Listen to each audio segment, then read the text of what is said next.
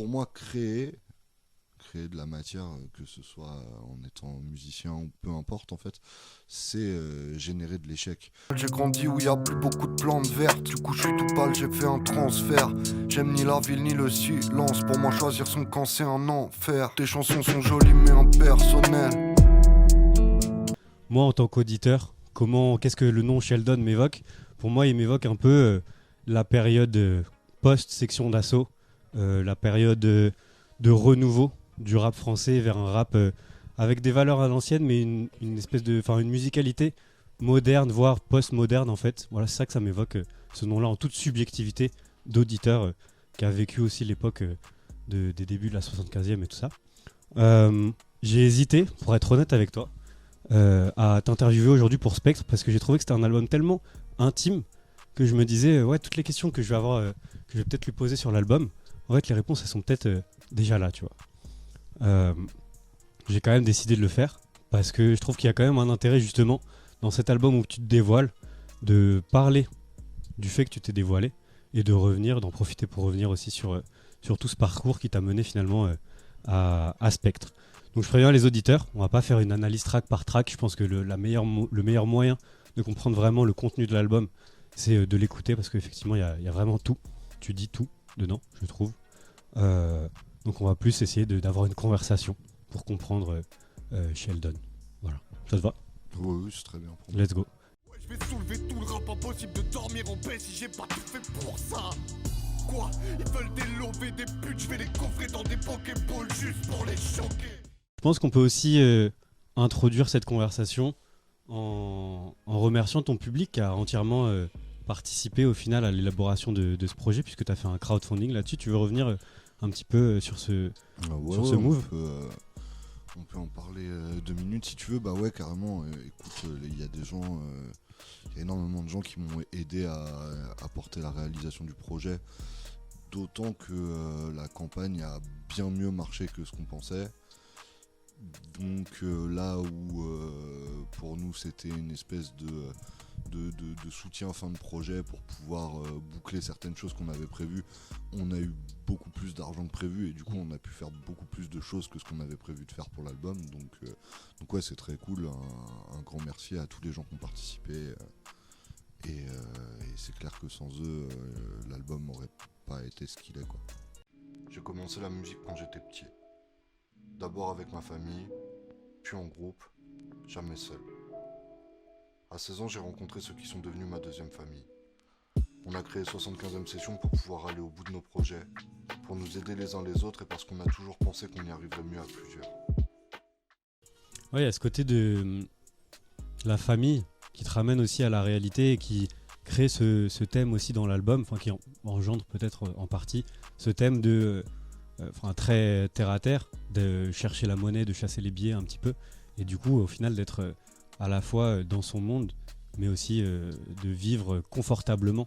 Il y a la notion de confort qui est très présente dans le monde réel, dans la réalité, pour justement aussi s'accomplir peut-être soi-même.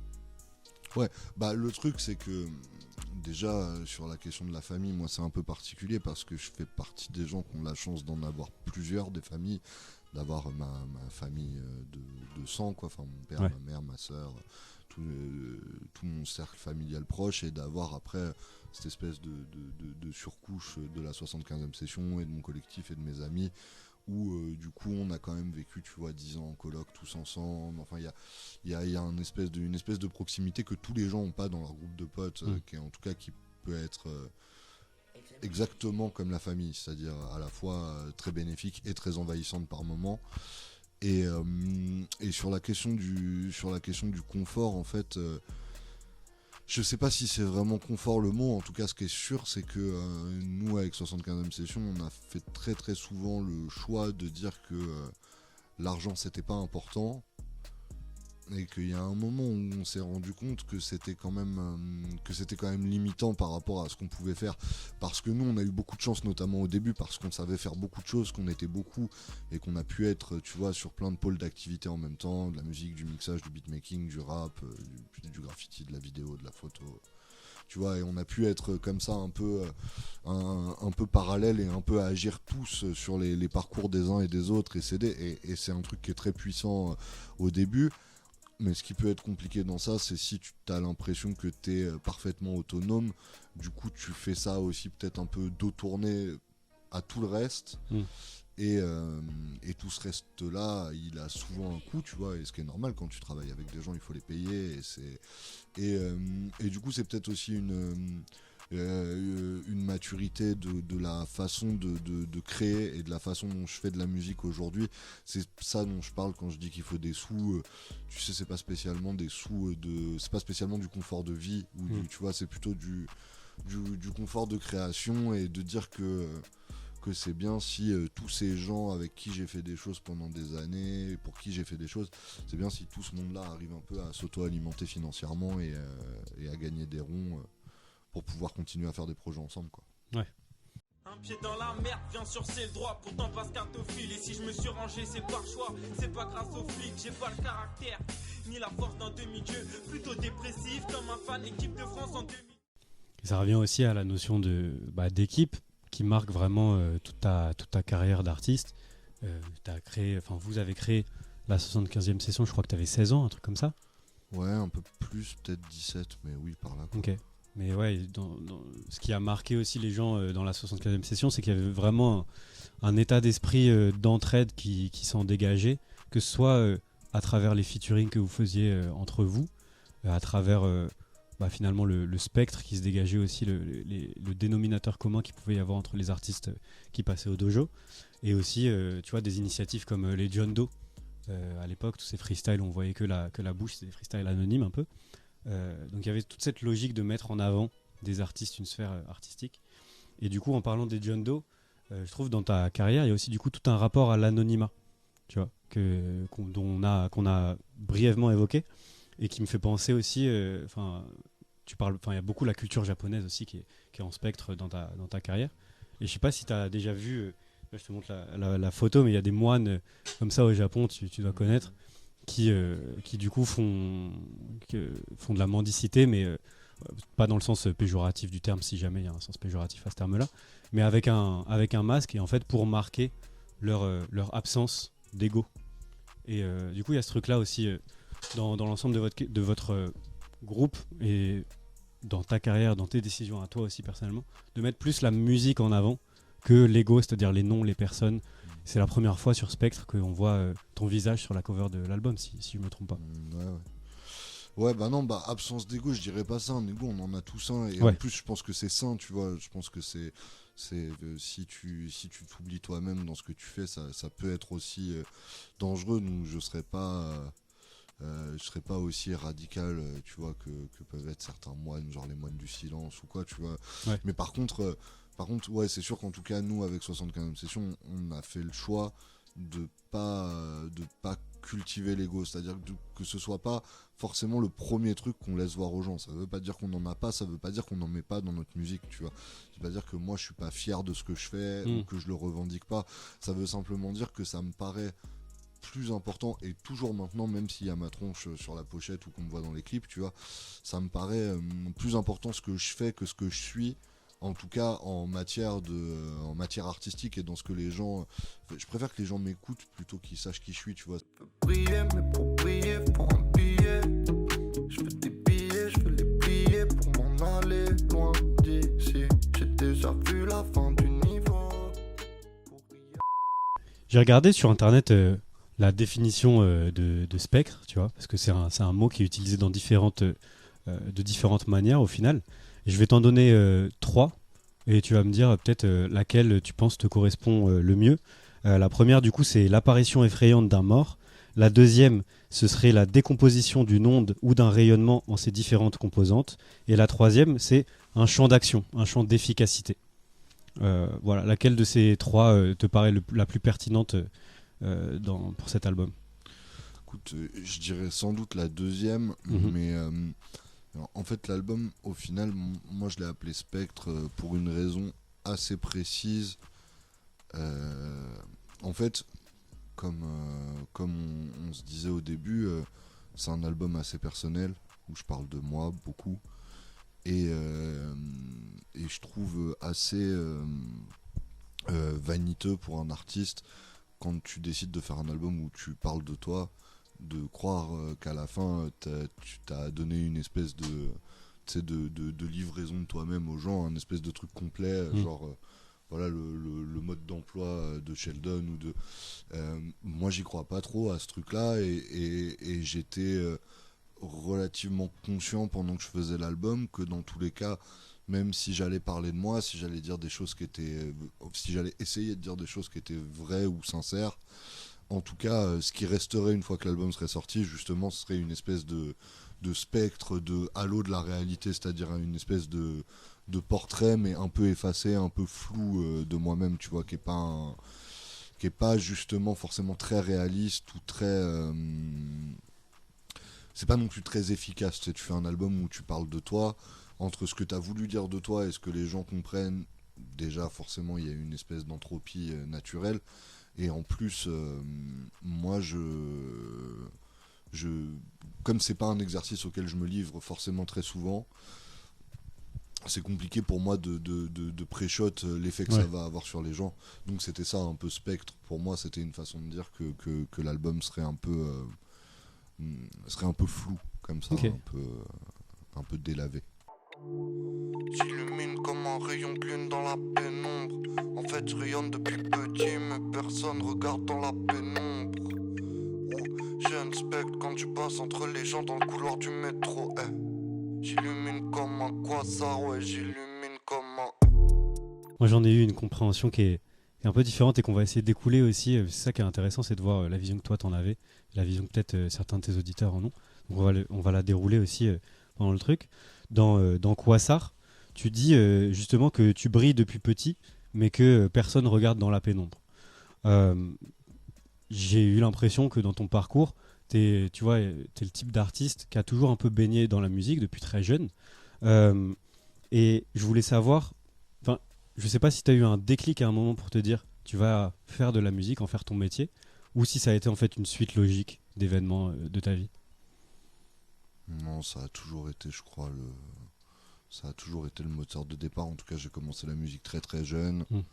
Il y a peut-être eu quelques volontés de tenter d'autres choses à l'adolescence, ou en tout cas d'avoir des biais.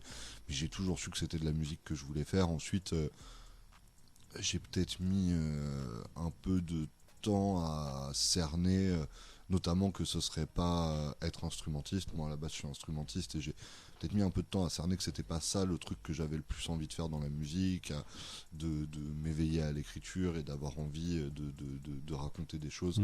Peut-être un truc qui est venu dans un second temps, mais j'ai toujours su que je ferais de la musique en tout cas. Enfin, toujours, très jeune quoi. Toujours. Ok. Du coup, là, je parlais du morceau de Quasar. J'aimerais qu'on s'arrête aussi sur le clip que j'ai trouvé. Voilà, c'est magnifique. Ça dit beaucoup de choses, mais de manière avec un côté implicite en fait. Où j'aimerais bien que toi, avec tes mots, pour le coup, tu essayes de parler de l'ambition qu'il y avait derrière ça et de ce que ça raconte.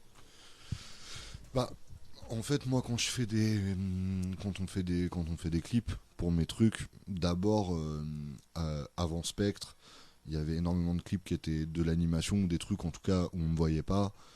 Sur Spectre, on m'a un peu revu sur les 3 premiers clips. J'avais quand même la volonté qu'il y ait un clip d'animation dans le truc. Mais ce qui se passe très souvent, en fait, c'est que j'essaye de pas trop infuser ma vision des choses aux gens avec qui je travaille. J'essaie plutôt de passer du temps à choisir les gens avec qui je vais travailler pour ce qu'ils sont capables de faire et ce qui me plaît dans ce qu'ils font, et après je leur confie une vision. Donc dans le cas de Quasar, en fait, moi j'ai donné mon morceau à Louise des Galaxistes, et je lui ai dit fais ce que tu as à faire quoi. En tout cas propose-moi quelque chose, et évidemment si ça m'avait pas plu je lui aurais dit. Mais donc finalement la vision du clip et la façon de mettre en rapport le morceau et cette fusée qui s'en va de la planète, enfin qui s'en va d'une planète, d'un monde ultra industriel comme ça, pour aller se perdre dans l'espace jusqu'à perte de signal de la sonde, c'est pas une idée à moi, tu vois. Je suis pas allé voir quelqu'un en lui disant ah je voudrais qu'on fasse ça, je trouve que ça marche avec quoi ça. Il se trouve que Louis c'est quelqu'un de très intelligent.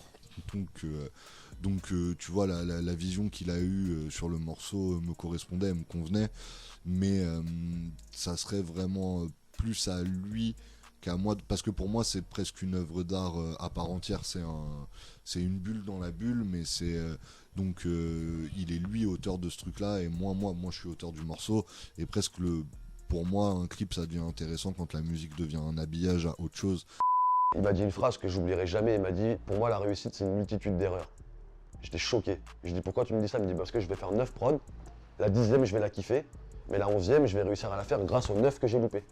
Je me dis jamais que je perds du temps. Je me dis toujours peut-être que ce que je suis en train de faire, ça sera pas bénéfique tout de suite, mais ça m'aidera un jour, quoi. Ouais, H, il est un garçon, je crois, plus optimiste que moi dans la vie, donc il est venu y rajouter sa note de réussite dans le truc. Pour moi, créer de la matière, que ce soit en étant musicien ou peu importe en fait, c'est générer de l'échec. Pour moi, donc il n'y a même pas vraiment finalement de notion de réussite ou de notion de perfection au bout. Il y a juste que, tu sais, moi j'ai hyper peur du jour où je fais un truc et où je trouve ça bien, puisque je me dis, le jour où je fais un truc et où je trouve ça bien sans concession, où je dis non, là c'est bien, c'est parfait, tu vois. C'est aussi le jour où j'ai envie d'apprendre à faire un truc que je sais pas faire, tu vois.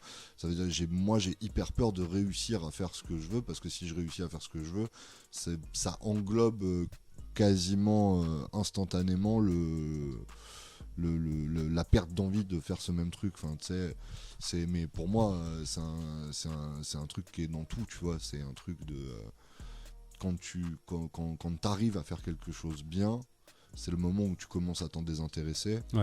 Et je crois que c'est un des trucs très puissants de l'art, c'est que ça n'arrive jamais en art, tu vois.